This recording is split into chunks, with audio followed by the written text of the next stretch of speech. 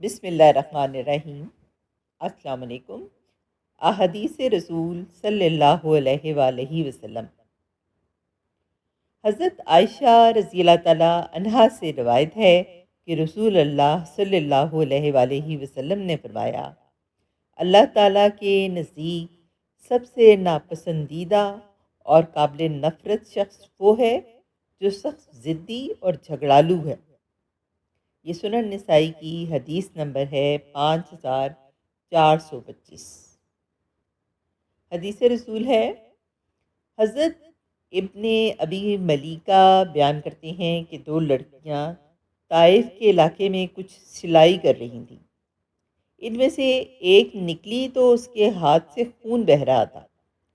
اس نے کہا کہ میرے ساتھ والی لڑکی نے اسے زخم لگایا، جبکہ دوسری نے انکار کر دیا۔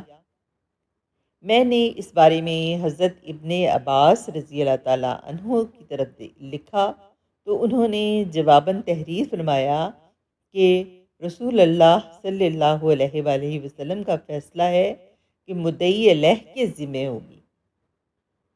لوگوں کو صرف ان کے دعوے کی بنا پر ان کی مطلوبہ چیز دے دی جاتی تو لوگ دوسرے لوگوں کی جان و مال کی بابت دعوی کرتے۔ لڑکی کو بلاؤ اور اس کو یہ آیت پڑھ کر سناؤ، بلا شبہ جو لوگ اللہ تعالیٰ کا عہد اور اپنی قسمیں دوسری قیمت کے بدلے بیچ ڈالتے ہیں، ان کی آخرت میں کوئی جگہ نہیں۔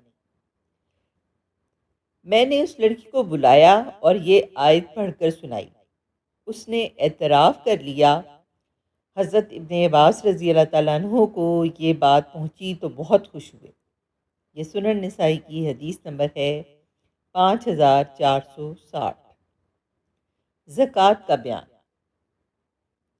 حضرت اسماء رضی اللہ تعالیٰ عنہا بیان کرتی ہیں، رسول اللہ صلی اللہ علیہ وآلہ وسلم نے فرمایا، خرچ کرو مگر شمار نہ کرو، ورنہ اللہ بھی تمہیں گن گن کے دے گا۔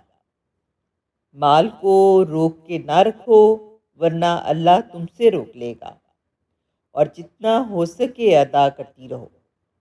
متفق علیہ۔ یہ مشکوٰۃ المصابیح کی حدیث نمبر ہے 1861۔ اسلام ایک مکمل ضابطۂ حیات ہے۔ ان حدیثوں کو پڑھ کر ایمان پختہ ہو جاتا ہے۔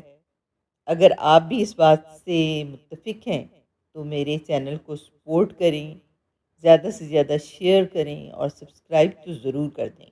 جزاک اللہ خیر۔